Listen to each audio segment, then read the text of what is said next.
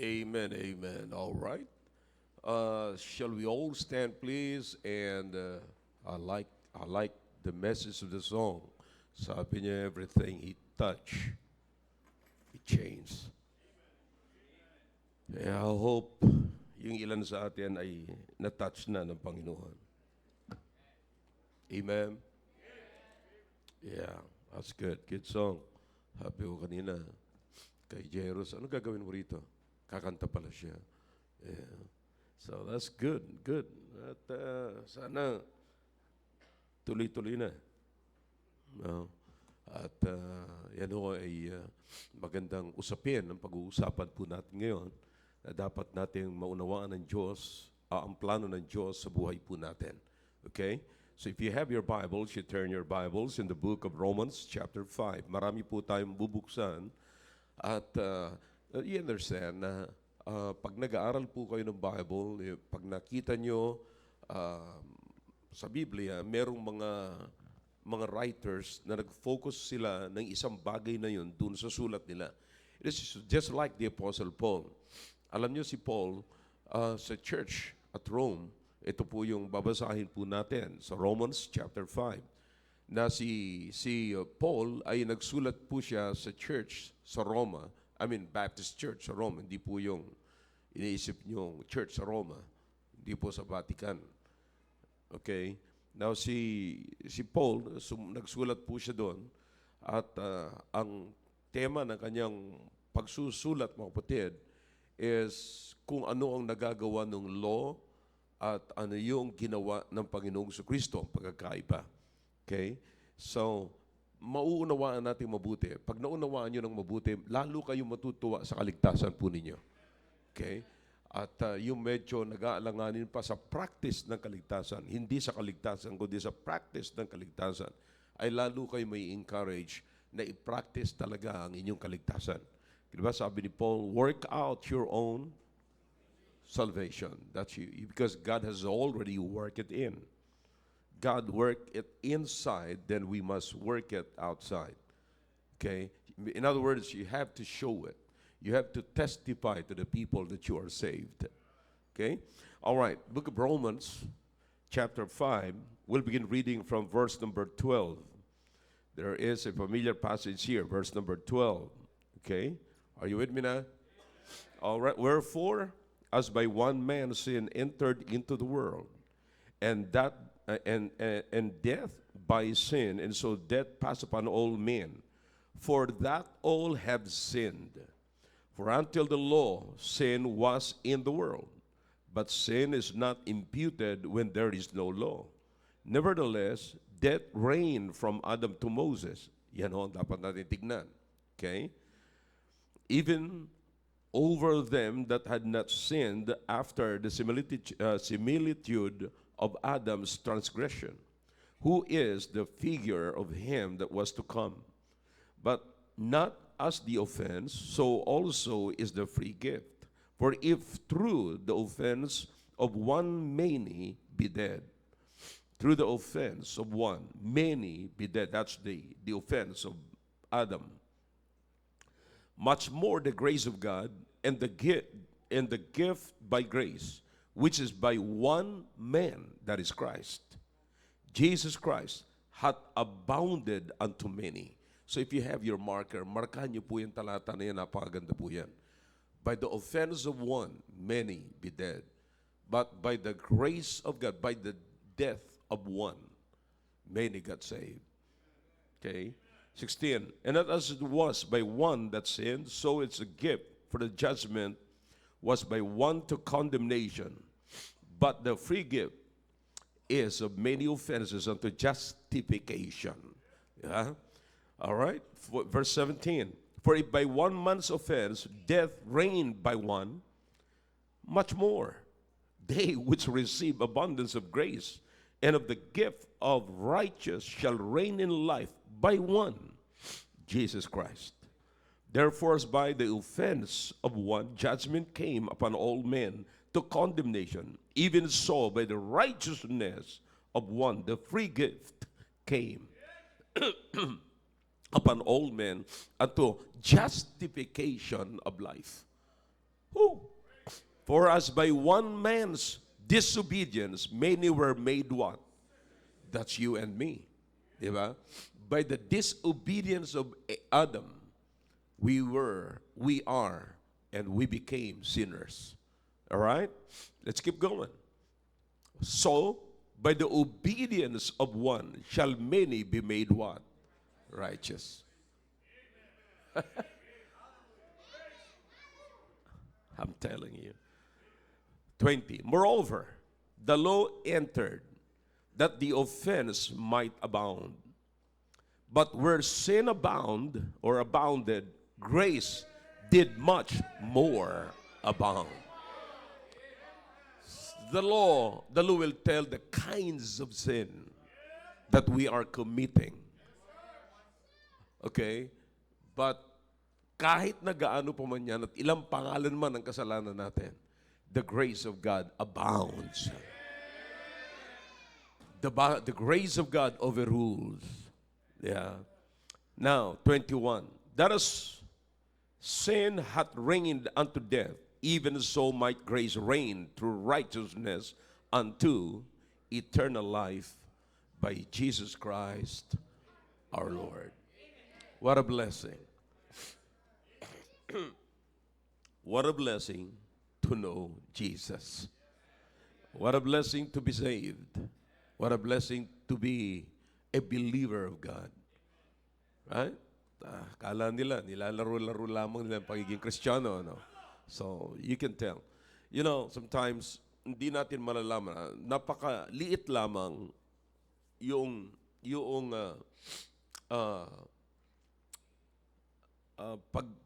para pakiramdam natin, pagkaalam natin patungkol sa forgiveness. Kasi hindi natin alam kung gaano kabigat yan sa harapan ng Diyos. Pero pag nalaman nyo kung gaano kabigat yan sa harapan ng Diyos, makikita nyo kung gaano kaganda yung pinatawad ka ng Diyos. Gaano kaganda yung kapatawaran ng Diyos. Kaya ngayong gabi, there are two words that are very important. Minsan, inisa-isa ko po ito sa inyo. Pero ngayon, pagsasamahin ko po sa inyo, gusto kong makita nyo yung beauty, the beauty of justification and sanctification. Okay? Kung paano po nagsama ito, mga kapatid. I don't know kung matatapos natin, but I'll try. I'll try to finish this. Sinubukan ko po itong tapusin, ipaliitin, mga kapatid, at para lamang maunawaan po natin sa pag-apply natin sa buhay na ito. Sabi ko nga, I preach this message sa Baguio, sa evangelistic meeting. But, of course, we need to understand this also. Sabi ko, kung yung mga tao doon ay natuwa nung binigay ko ito at naging maliwanag sa kanila, kailangan din po maging maliwanag ito sa atin. Okay? All right, let's bow our heads. Dakilang Diyos, salamat po sa mga talata na binasa po namin. Pagpalain niyo po ito, Panginoon. Kayo po magbigay ng liwanag sa bawat isa sa amin na maunawaan po namin, Panginoon, ang totoong resulta ng kaligtasan na ginawa niyo po sa amin. Help us to understand this, oh God. And I promise you, you will be honored. We will always give you the honor and the glory. Please search our hearts tonight. And if there's any wicked ways in our hearts, please forgive us and cleanse us from all unrighteousness. In Jesus' name, amen. All right, thank you. You may be seated in the presence of our God.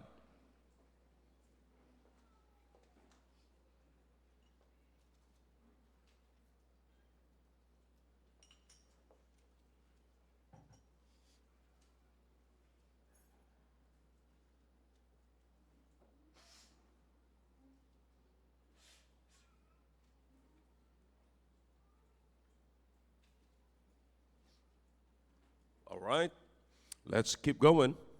But para nawala yung monitor ko. All right, uunawain po muna natin kung ano yung ibig sabihin ng justification. And later on, uunawain din naman natin kung ano yung ibig sabihin ng sanctification. Okay? Hindi lamang natin uunawain sa Tagalog, pero uunawain talaga natin kung ano ang ibig sabihin. And then bakit merong justification?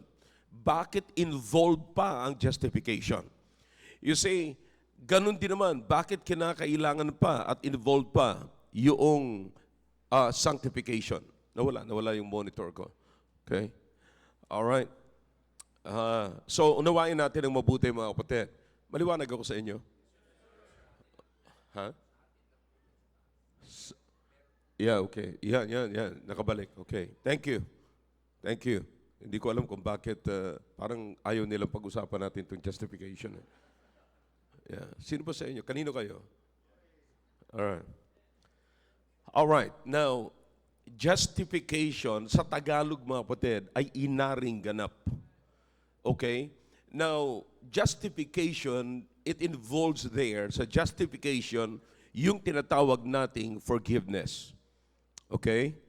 Now, ba't pa bago-bago? Yung kanina okay na yun. Huwag nyo nang lalagyan ng echo, tanggalin nyo yung echo. Alright? Yan, okay. Medyo i-light nyo pa ng konti. Ganyan na. Okay. Alright. I hope maliwanag na yan. Now, alam po natin, maliwanag dito sa binasa po natin, nagsabi ng Biblia is because of one man. As by one man. Ginagamit natin the soul winning. Everybody's familiar with that passage. Amen? Come on, talk to me if you can. All right, if you are winning souls, alam niyo po yung Romans chapter 5, verse number 12. Pero makikita niyo po na in-exaggerate pa ni Paul yung verse na yon. So, in-emphasize niya yung one man. And there another one man. The first one man in-emphasized ni Paul is Adam. By his disobedience, all men became what? Sinners. And that for all have sinned and come short of the glory of God. You see that? So hindi na nagiging ang buhay natin, bagamat sana mga kapatid, we are all men, as according to Moses, according to Genesis chapter 1, in verse number 26, we are created in the image of God. So we are able, we have the ability to praise God. We have the ability to glorify God. We have the ability to honor God and to bring glory to God. Why? Because we are all created in the image of God. In other words, mga kapatid, kung titignan yung mabuti, napakadali sana ng fellowship natin sa Diyos. Bakit mga kapatid? Because we are all created in the image of God. Ang dali. Kumbaga sa colloquial na pananalita natin ngayon, madali tayong maging magkaibigan kasi magkatono tayo eh. You understand that? Madali tayong magkaintindihan, mga kapatid, kasi parehas tayong nasa ground. Di ba? Now, mahirap magkaintindihan ang Army at saka ang Air Force kasi nasa taas ang Air Force. Naka naman. Yeah. So kaya kung kayo mga Army, huwag kayong lalapit sa Air Force. Mataas masyado sila. Pero kami mga SEAL, Sea, Air, and Land, madali nyo kaming maabot. But anyways, balik tayo sa Bible. Parang nasisira mo espiritu ko, Geniel. Umalis ka kaya rito. But anyways, so makikita nyo mga kapatid, napakadali sana ng fellowship natin. Napakadali sana nating unawain ng Diyos. Napakadali rin sana tayong unawain ng Diyos. Do you understand how sad it is, mga kapatid, that it is God who created man, and after God created man, He placed them into the best place in the world. That's the Garden of Eden. But imagine, kapatid, na pagkatapos niyan, may instruction ng Panginoon sa kanila, at pagkatapos bigyan ng instruction sila ng Panginoon, isang araw binalikan sila ng Panginoon, pero sabi ng Panginoon, iba na. Adam, where art thou? You see, naunawaan niyo po yan. Hindi po ang ibig sabihin, hindi niya nakikita. Si Adam saka si Eve. O hindi niya hindi niya nalalaman. It's not a question of location, mga kapatid. You see, but it became the question of condition.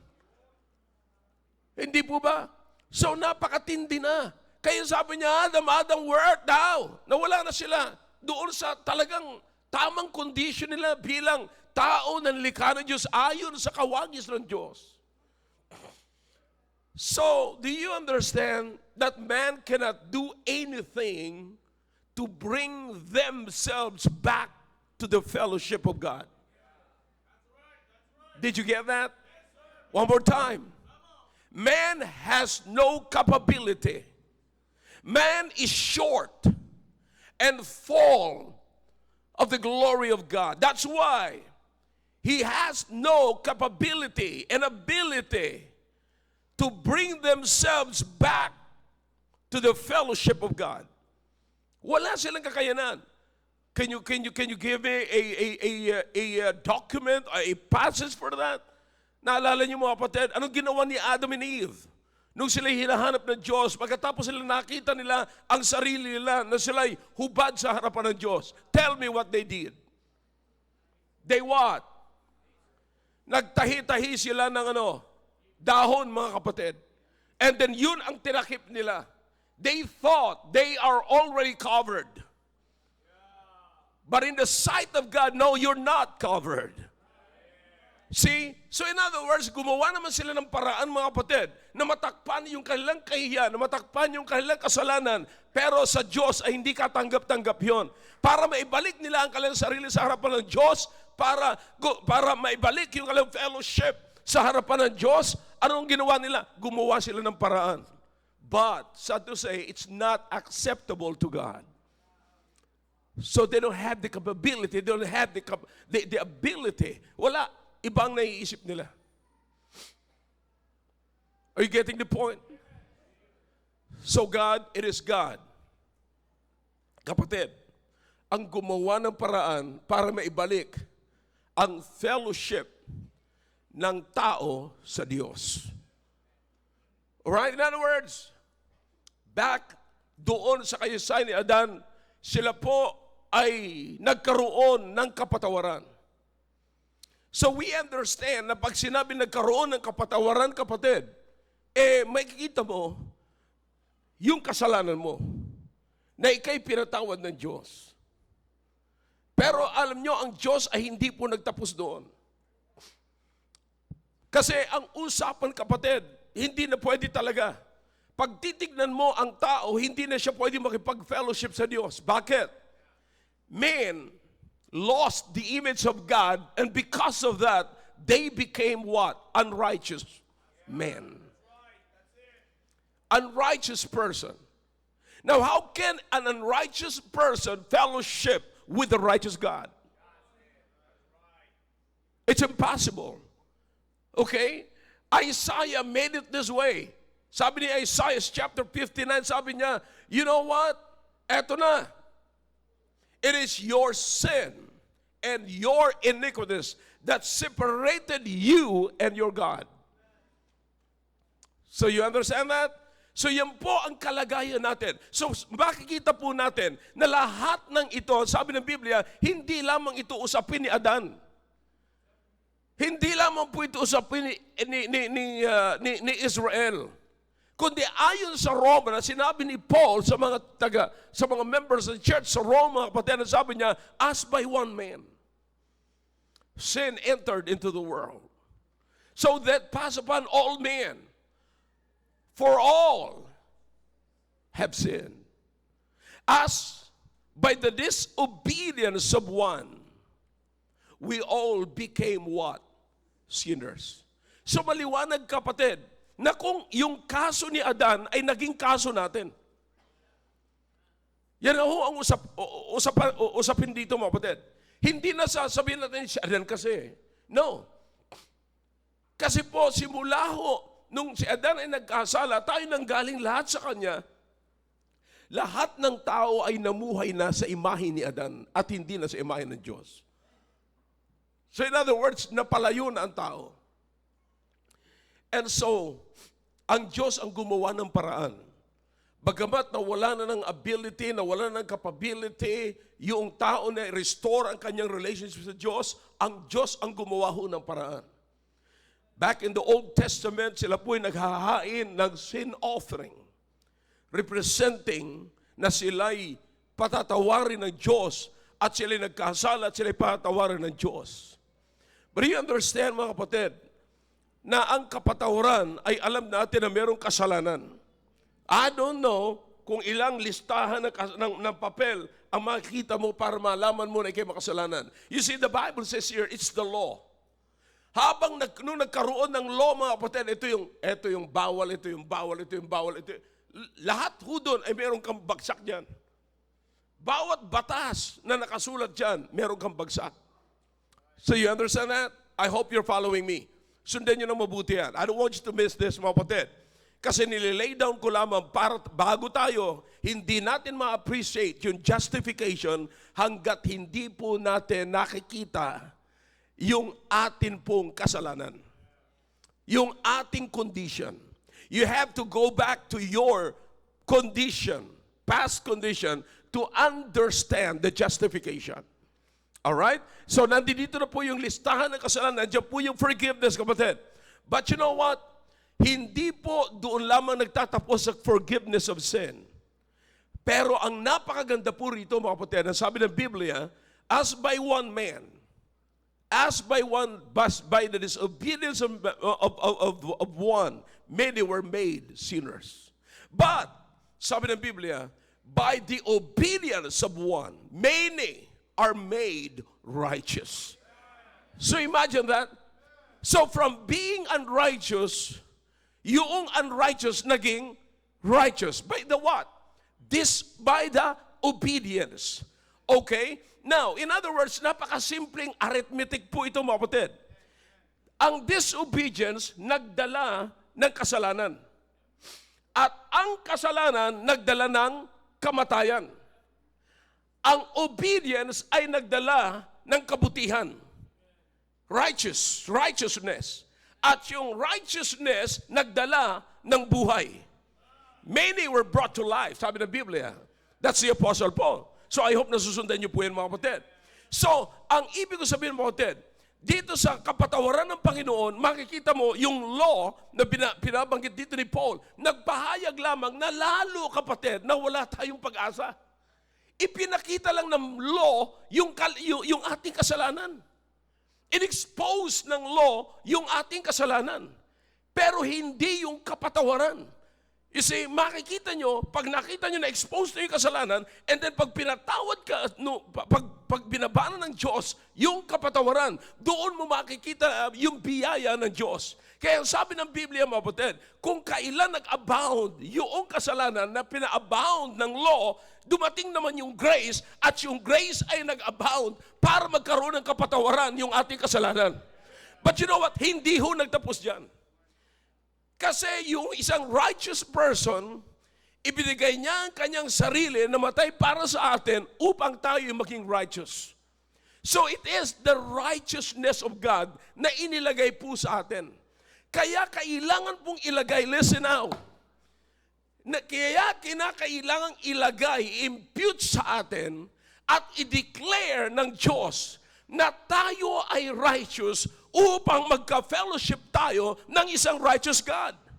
So in other words, here is justification. Justification, the reason why there is a justification, because God wants to restore our relationship. You see, so justification is the process of restoring our relationship with God. Kasi hindi nga ho tayo pwede magkaroon ng relasyon sa Diyos, ang unrighteous at saka righteous magkakaroon ng fellowship. Hindi po pwede yun. Naunawaan niyo po yung sinabi ni Paul sa mga taga-Korinto na ang mga unbelievers ang mga believers, ang mga mananampalataya ay hindi dapat makipamatok sa mga hindi. Come on, talk to me if you can. Mananampalataya. You see? So kinakailangan talagang may separation, kapatid. So lalo na po sa Diyos. Hindi talaga tayo pwede magsama sa mag-fellowship ng Diyos. Na para ho magsama tayo ay kinakailangan po na maging righteous muna ang tao. So para maging righteous ang tao na ginawa ng Diyos, pinatawad at dineclare siya na righteous. That is justification. In other words, God is not just forgiving your sin, or God did not just forgive our sin, but literally God declared that men are justified by God as if no sin. Woo! I don't know about you, kapatid. Maliwanag ho yan. Hindi ka, imagine, kung i-review ng Diyos yung record mo, ito yung mga pinatawad ko sa iyo. Alam mo ba, pinatawad kita sa ganito? Jeniel, pinatawad kita sa ganito. Sa una mo, pangalawa mo, pinatawad kita. Pinatawad kita sa ganito. Conrad, pinatawad kita sa ganito. Sa ganyan, ganyan, ganyan, ganyan. So nakita mo ba yan? Ilang kasalanan ang pinatawad ko sa iyo? Ano sasabihin mo sa harapan ng Panginoon? Oh God, I can't believe it. Hindi ko maubos isipin na sa paulit-ulit kong ginawa yan, patatawarin mo pa ako? Wala yan sa akin, sabi ng Diyos. Kung gusto mo bang malaman, i-check mo ngayon ang record mo. Chinek ni Conrad ang record niya. Alam ko may kasalanan ako eh. Alam ko meron eh. Alam ko meron.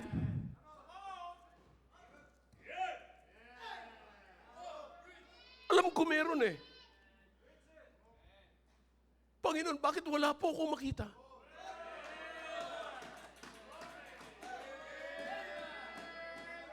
Wala ka na talagang makikita dyan, anak. Sapagkat lahat ng kasalanan mo ay itinapon ko na sa pinakalalim na dagat upang hindi ko na maalala at hindi ko na alala kailan pa. Ngayon, dinideklara kita na parang hindi ka nagkasala kailan pa man.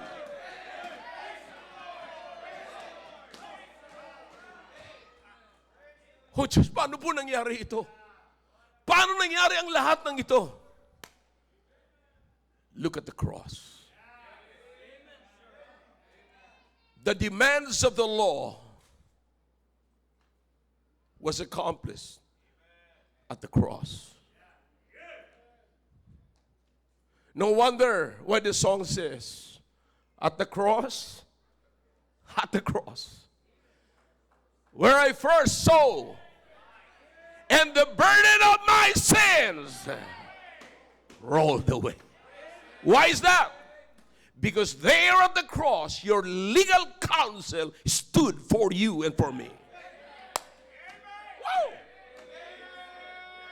And now, because of your legal counsel, because of your legal representative, sinagot niya yung legal demand. Ngayon, you're justified. Tignan mo ang iyong record, malinis. As if no sin. Now, the unrighteous can fellowship with the righteous. Why is that? Because the unrighteous was now declared righteous. By the what? Obedience of your legal counsel. Legal representative. Ang ginawa niya, siyang nabayubay sa cross ng Kalbaryo. Ngayon, malinis ang record mo. Ngayon, deklarado ka na righteous ka. Ngayon, the fellowship is restored. Did you get that? Did you get that? Now, hindi po nagtatapos yan. Sanctification comes next. Sanctification pumasok. Why is that? Listen now, everybody heads up. Because God wants to preserve your relationship with Him.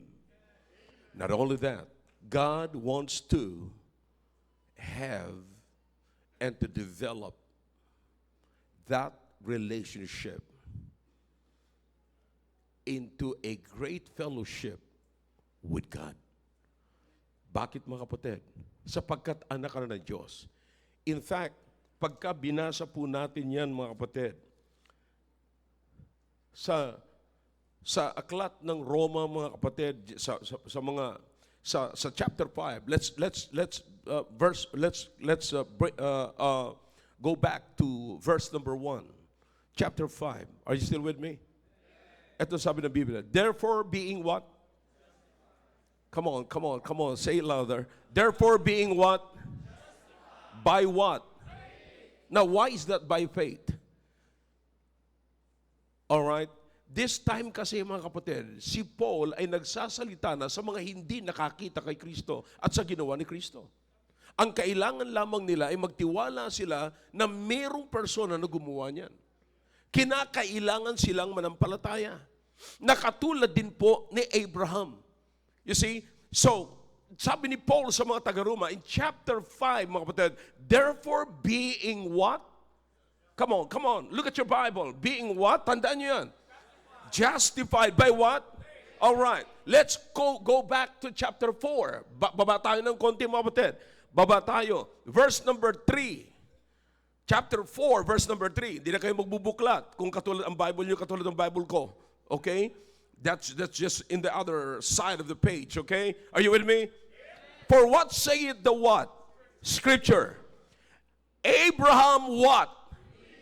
Believed God. What do you mean by that? By faith, he believed God. And it was what? Counted unto him for what? Righteousness. Brethren, you are blessed tonight if you believe in God. You are blessed tonight if you put your trust in the death, burial, and resurrection of our Lord Jesus Christ. Why? Because of that, we are made and declared righteous before God.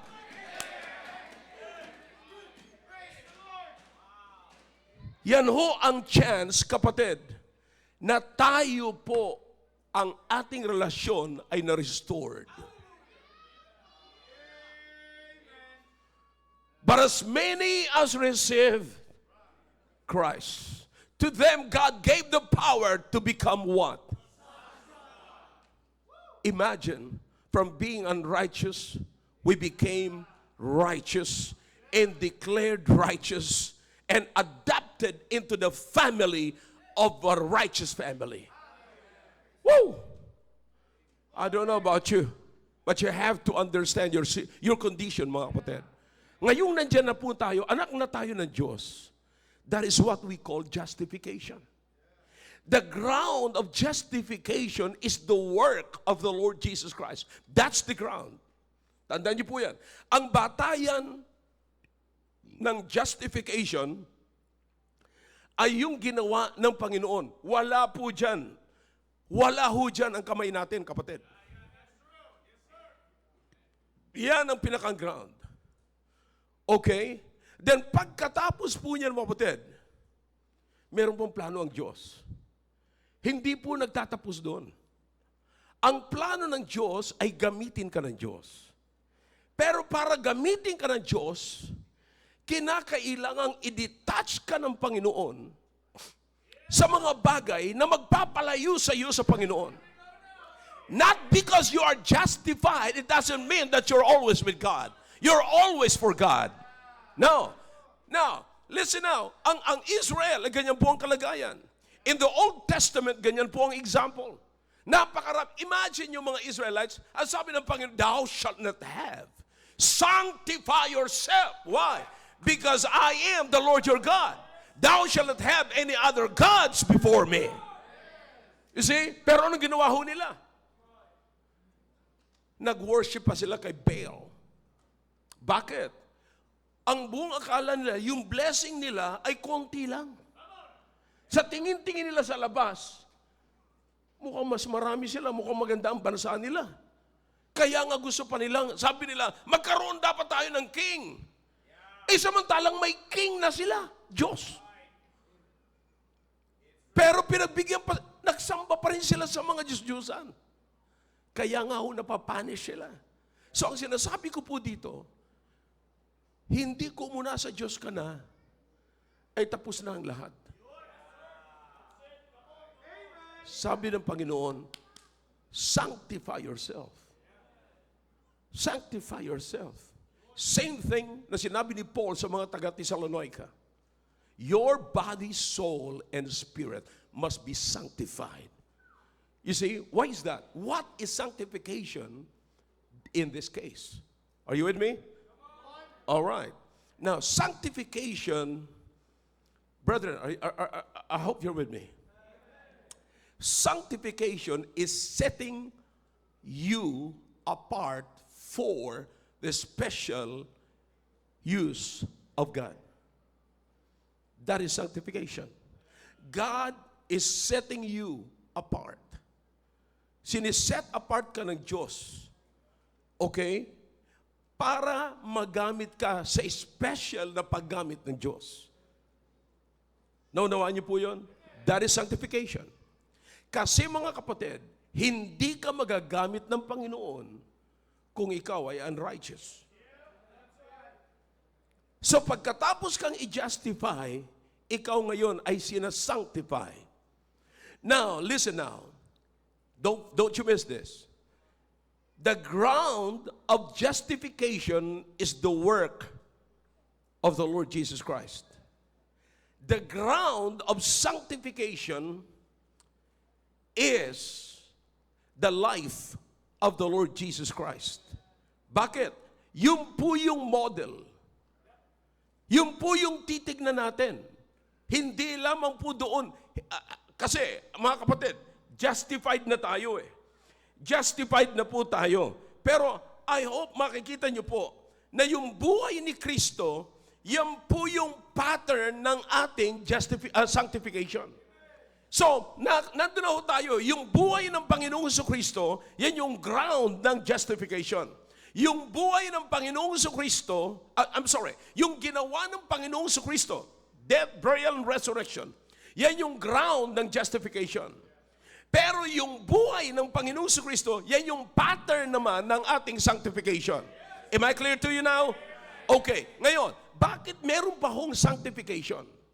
Okay? Bakit merong sanctification?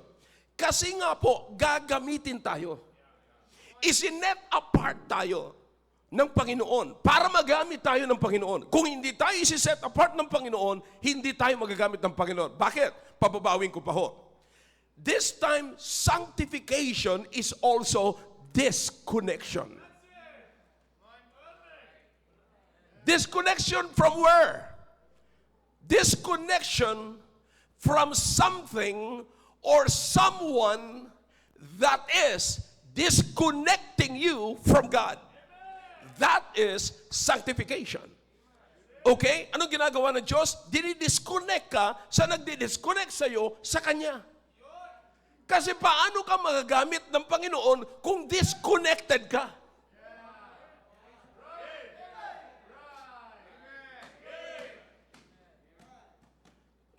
Naunawaan niyo po ba mga?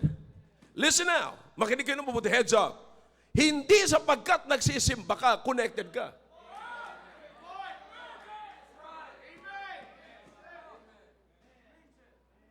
Alam naman po natin yan eh.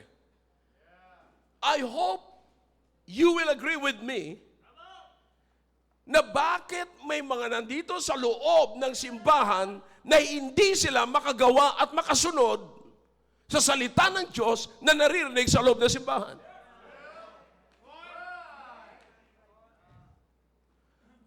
Bakit merong disagreement pagdating sa soul winning? Is soul winning is in the heart of Jesus? Yes. Because He came for that. The first soul winner is the Lord Jesus Christ. He's the first soul winner. Okay. Now, what else? Bakit marami nagsisimba, meron kayong problema sa pagbabasa ng salita ng Diyos?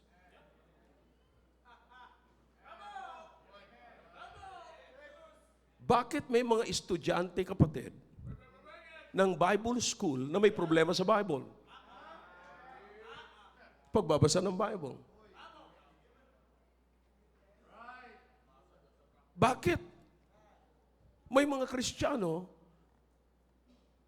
na nagkakaroon pa ng problema sa pagbibigay ng tithes and offering. So you understand, people are just connected in the church, but not connected with God. So, kapatid, ano ang pinaka-main purpose kung bakit tayo justify? Malalaman natin sa sanctification. For what? For what reason? Because gusto ng Diyos na gamitin ka. Kasi, though ako lang ang nagsasabi nito mga kapatid, among the preachers kasi hindi ko pa naririnig sa kanila. You understand si John? John the beloved, John the apostle. Preserve siya ng Panginoon. Siya ang pinakamatagal na apostle na namatay. Preserve siya ng Panginoon. Saan siya dinala? Island of Patmos. Bakit? Meron pang special tasking sa kanya ang Panginoon. Magdi-deliver pa siya ng mga sulat doon sa 7 churches. Na hanggang ngayon, binabasa pa natin yung sulat niya. Unto the church of Pergamos. You see? And unto the angel of Ephesus. Unto the angel of the church of Ephesus. Si John ang personal na kinausap ng Diyos na magdi-deliver ng sulat ng Panginoon sa churches na yan. So you understand, anong ginawa ng Panginoon? Dinala siya sa isang island na siya lamang mag-isa sapagkat gusto siyang kausapin ng Panginoon. So sinet apart siya among others. Dinesconnect siya para makausap siya ng Panginoon. So do you understand? Ang problema ho natin, kapatid, kaya hindi tayo magamit-gamit ng Panginoon, hindi natin dinidisconnect. Ayaw tayo magpa-disconnect sa dati nating kinakapitan. Kapatid, hanggat may reason pa ho tayo, ang hindi natin nauunawaan, yung very purpose ng Panginoon, na dinala ka ng Panginoon dito, ginastify ka na, sinanctify ka na, dinala ka na ng Panginoon dito. Ang sabi ng Panginoon, habang nandiyan ka, tuturuan kita para magamit kita. Now, do you understand yung process ng sanctification? Justification ay minsanan lang. Pero kapatid, ang sanctification ay may proseso. You see, hindi yung nagtatapos ka na sa isang bagay na ito, alam mo na ito, nakarating ka na sa ganito, magaling ka na sa lahat, tapos ka na, pwede mo na magawa ang gusto mo. No, sir. Diyan tayo nagkakamali. Na ang pagkaalam natin ay angat na tayo sa iba, tayo na ang kinikilalang senior pastor, ang akala natin tayo na yung pinakampanal. No, sir. You have to keep on going because sanctification is hanggang sa makita mo ng lubusan ang Panginoong Kristo. And when you see Christ, you will be like Him. So what is that now? Setting apart. For what? Master's use, special use. That is sanctification. So imagine, kapatid, you already have the chance. Nandito ka na sa church. Justified, declared righteous ka na. Para gamitin ka lang ng Panginoon, i-disconnect ka. At pagka na-disconnect ka, tuturuan ka na. Paano ka ngayon sinasanctify? Naunawaan niyo ba ang Panginoong Kristo? Sa John chapter 17, don't look at it. Don't turn your Bible to it. Dito lang kayo nakatingin. Alright. Anyways, tulog naman yung iba sa inyo, so hindi na kayo nakatingin. But anyways, John 17:17, ang Panginoong Kristo na nalangin sa Ama para sa kanyang mga disciples na persecuted. Persecuted. Para lamang yung mga taong yon, yung mga disciples na yon, ay ma-encourage ng Panginoon at maging maayos at makapagpatuloy sila kahit sila ay persecuted. Ang dalangin sa kanya ng Panginoon, tingnan nyo na sa Bible ninyo. John 17:17. Alright? Sabay-sabay ho natin yan na babasahin, mga kapatid. Okay? If you are with me, sumigaw na kayo ng amen. Hindi pa lahat. John 17:17. Alright? Kung medyo nahihirapan kayo hanapin yung John, palagay ko ang screen madali niyong mahanap. Look at the screen. Okay? Ano sabi sa screen? But what? Thy word. Let's read it one more time. Through thy. And what is the truth? Thy word is. Okay. Here's the thing. Everybody, wag na sa taas, wag na sa screen. Back to the stage. Ginastify ako, sinet apart ako sa dati kong kalagayan na nagdi-disconnect sa akin sa Diyos. Sinet apart ako, sanctified. At habang nandito ako, nakaset apart ako, bakit ako sinet apart? Give me the reason. For special use. Because God wants me to use for His glory and honor. Okay? That is very special. And brethren, when you became a Christian, a child of God, and declared righteous, you became supernatural man. Kasi yung justification, yung sanctification is not just, it is not natural. Supernatural. Walang makakagawa nun. Hindi kamay ng tao yun. Kamay ng Diyos yun. Kaya supernatural. Hindi yung dumating naturally. Dumating yun supernaturally. Alright, did you get that? Alright, nandito na ako ngayon. Sinet apart ako. Bakit ako dinala rito? Because sabi ng Diyos, kaya kita diniklarang righteous para magkaroon tayo ng fellowship. At sapagkat meron na tayong fellowship, na-restore na yung fellowship, gagamitin na kita sa napaka-special na paggamit sa iyo. Pero para mangyari yon, aalisin kita rito para maturuan kita rito. Kasi hindi mo magagawa ang gustong ipagawa sa iyo ng Panginoon kung hindi ka tuturuan ng Panginoon. Paano ka tuturuan ng Panginoon? Sa pamamagitan ng Kanyang Word. Word! Sanctify them by your word. Yung mga inuusig para ma-overcome nila yung pag-uusig, sanctify them by your word. Ibig sabihin, turuan mo po sila ang inyong salita, ang magiging dahilan at magpapatibay at magpapalakas upang ma-overcome nila ang persecution, ang pag-uusig na ito.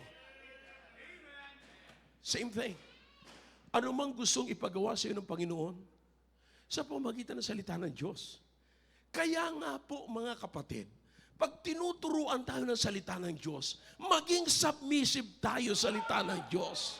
Because not until you allow the Word of God to overpower you, you will never submit to the Word of God and you will become proud. Sa alam natin sa lupang ito, honestly, kapatid, come on, talk to me if you can. Honestly, if you are honest tonight, ang dahilan kung bakit hindi mabago-bago ang mga masamang pag-uugali natin na pang-tao sapagkat hindi tayo nagsasubmit sa salita ng Diyos. Kapatid, para malaman nyo na tamang sinasabi ko, pag nakakarinig kayo ng salita ng Diyos, anong ginagawa? Anong attitude natin? Salita ng Diyos. Lumaban. Pag sinasaway tayo, nagagalit tayo. Lumalaban tayo. Bakit? Sapagkat hindi tayo nagpapasakop sa salita ng Diyos. Yung pride natin ang umiiral sa atin.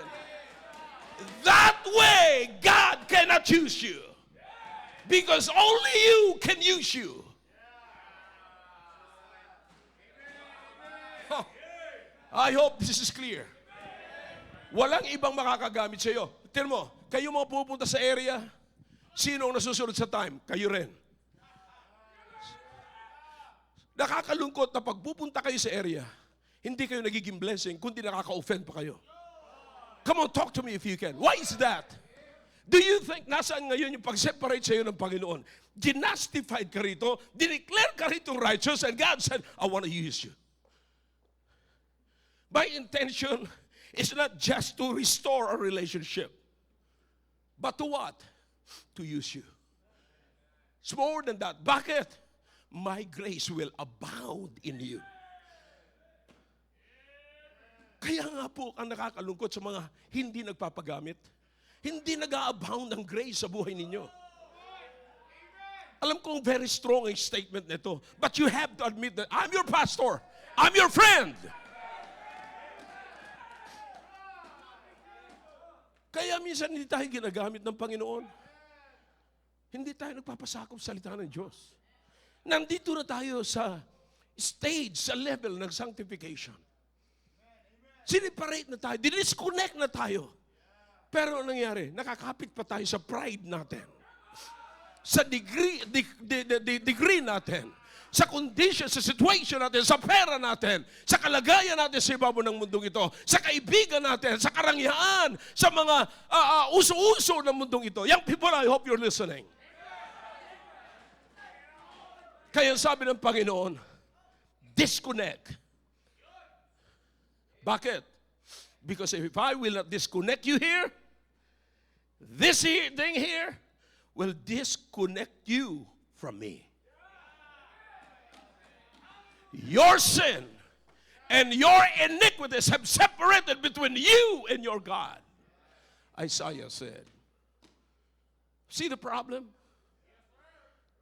Na kung kailan tayo, kapatid, tinuturuan ng Diyos, doon naman tayo nagagalit sa Diyos. Para lalo pa sana tayo maging effective sa gawain, mag-submit tayo sa tinuturo sa atin. Nakakalungkot pa nito. Kasi lumalabas, pagka tinuturuan ka, ang nasa isip mo agad, bakit mas marunong ka pa sa akin? Baka hindi mo alam kung anong tinapos ko. Ako wala akong alam. Alam kong ang tumapos sa akin, tinapos ni Kristo ang kasalanan ko at ako'y dineklara niyang righteous at ngayon nagpapasakop ako sa Kanya. So you understand what sanctification is all about? You understand why there is justification? Wala akong pakialam kung anong tinapos natin sa ibabaw ng lupang ito. Palagay ko may tinapos din ako. Kung education ng mundong ito, fame ng mundong ito, kung papatulang ko lamang po yung mga popularity, sabi ko nga sa inyo, mas popular pa ako sa Amerika kaysa dito eh. Sapagkat doon, naranasan ko na talagang hindi ko inaasahan na gagawin nila sa akin yun. Papasok ako sa Hyles Anderson College para mag-preach ako, nakasunod sa akin ang malaking camera. Habang nagsisigawan yung mga tao, boy, hilo rin, sikat. Wow, man. But no way. No way. Babalik lang ako sa pag-justified sa akin ng Panginoon. I'm a sinner saved by grace. Justified by God. And now being sanctified by God. Under sanctification. Matagal na rin ho ako sa Kristyanismo. Ngayon nagpapastor na ako na matagal, pero under pa rin po ako ng sanctification. Na kung hindi ako magpapasakop sa salita ng Diyos, latecomers din ako every time na pupunta ako rito na katulad sa inyo. Hindi rin ako soul winner na katulad ng iba sa atin. May pwede rin akong ipagbalik sapat meron din akong pwede pagmalaki. Sino ka? But because of sanctification, God already set me apart. Let me tell you something. Everybody focus your attention here. If you will not submit to the Word of God, and if you cannot humble yourself, are you saying that you are not yet disconnected from your pride? Then how in the world that you're trying to serve God with your pride? Pride goeth before destruction, and God is not for the destruction of His people.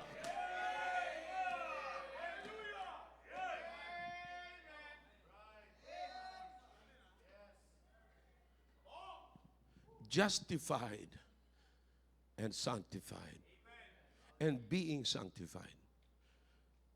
Kapatid, anong pinagmamalaki natin sa ibabaw ng lupang ito? Salamat sa Panginoon na may Diyos tayo na nag-justified sa atin at nagsasanctify pa sa atin. Not because you are in your position na hindi na kayo pwedeng turuan.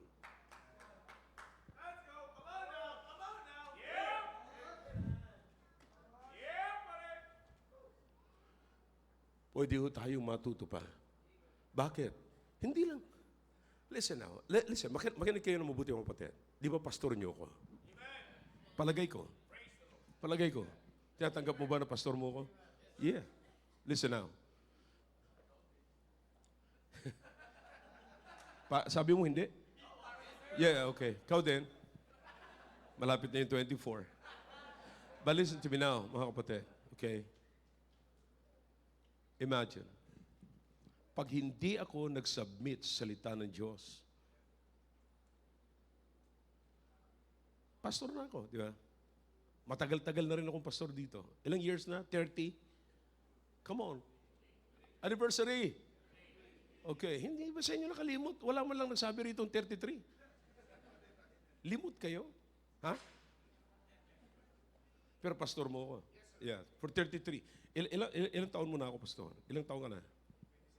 So, 27 years mo na akong pastor. Ilang taon mo na akong pastor? 24. Alright. Ilang taon mo na akong pastor? Kasama na yung pag-backslide mo. Kasi by the time, nagbabackslide ka, pero pipray pa rin kita eh. Yeah. Ilang taon na? Nakatandaan mo ba? Hindi mo na matandaan? Alright. Some of you, alalaanin niyo yan. Kasi, alam mo si Brother Roy, nung nagkasakit ako, at nung lockdown, yung anong sakit ngayon? COVID. Yeah. Sabi ng doktor, I am slightly moderate COVID patient. Sige. Sabi ni, tinitignan ako ni Brother Roy, lahat ng sintomas na dinalaw ni Roy na namatay, nasa akin na lahat. Ano sabi ni Brother Roy? Tinitignan niya raw ako at sinasabi niya, anyways, itong taong ito, pinagpastoran niya ako ng 28 years. Kasi akala niya, talaga katapusan ko na eh. Salamat na lang na Navy siya, hindi siya Diyos. So do you understand? Alamin niyo mabuti kung ilang taon ko na kayong pinagpapastoran. But you listen to me now. Ano kaya kung sa taon na ito ay hindi na ako magsasubmit sa salita ng Diyos?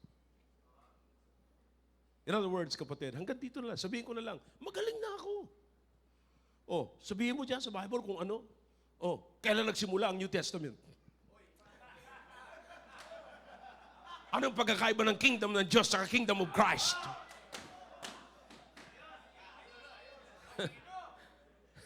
Matalino. Alright, now listen to me now. Here's what I'm saying. Pag hanggang dito sinabi ko na, matalino na ako mga kapatid, alam ko na ang lahat. Ang ibig sabihin lang nun, hindi ko na binibigyan ang Diyos ng pagkakataon na magamit niya ako ng mas mataas pa.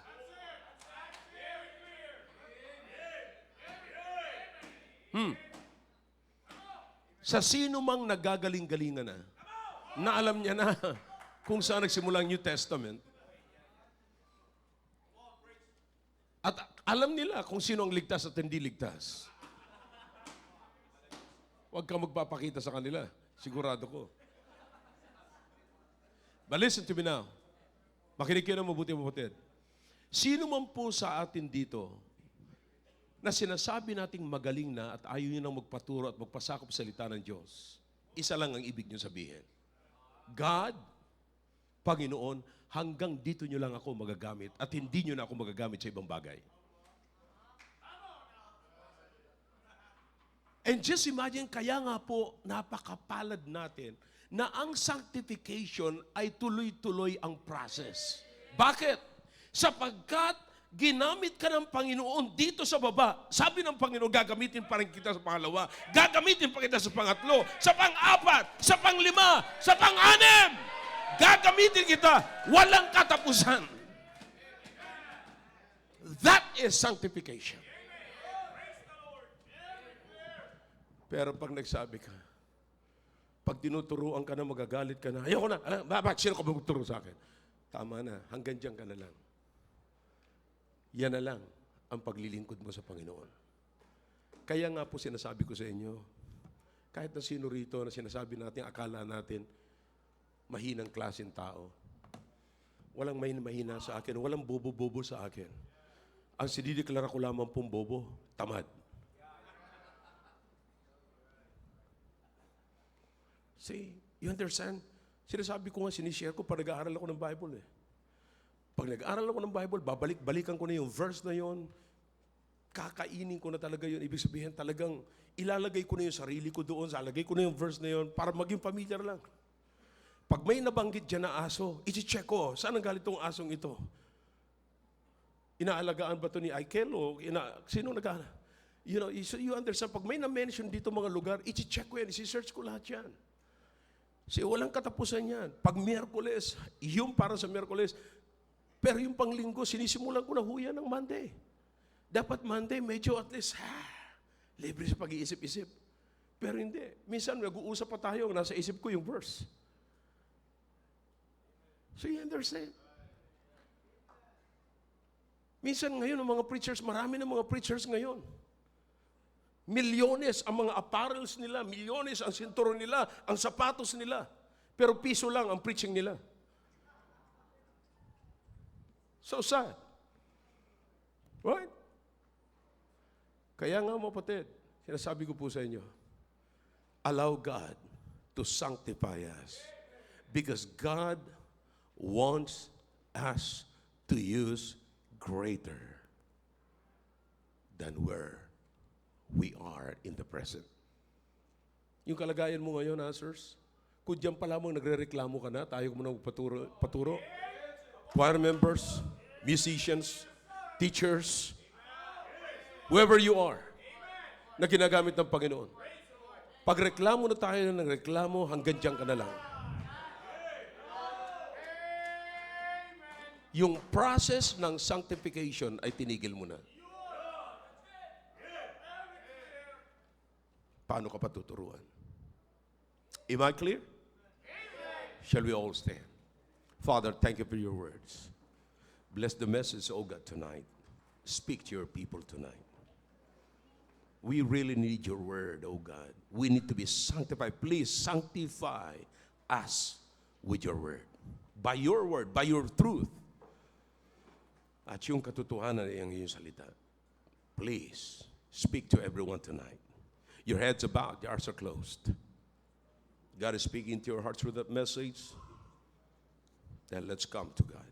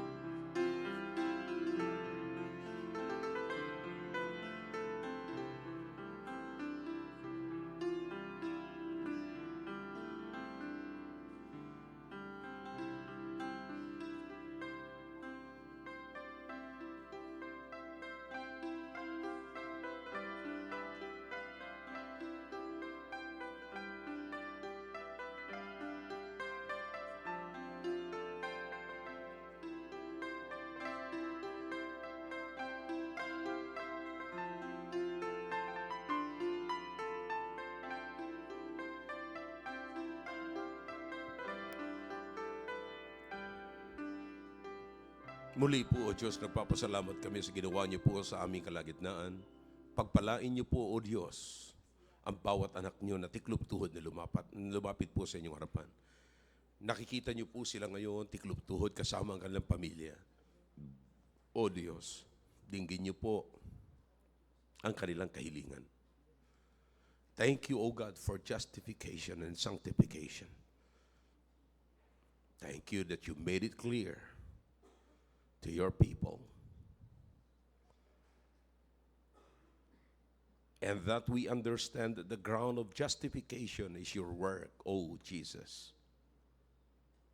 And your life is our pattern for sanctification.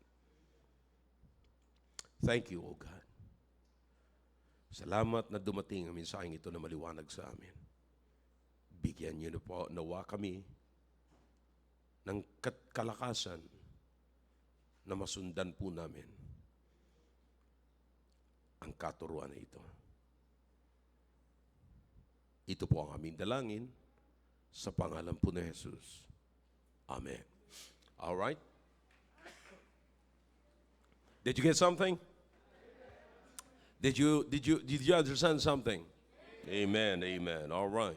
So, see the beauty of the Word of God. Amen.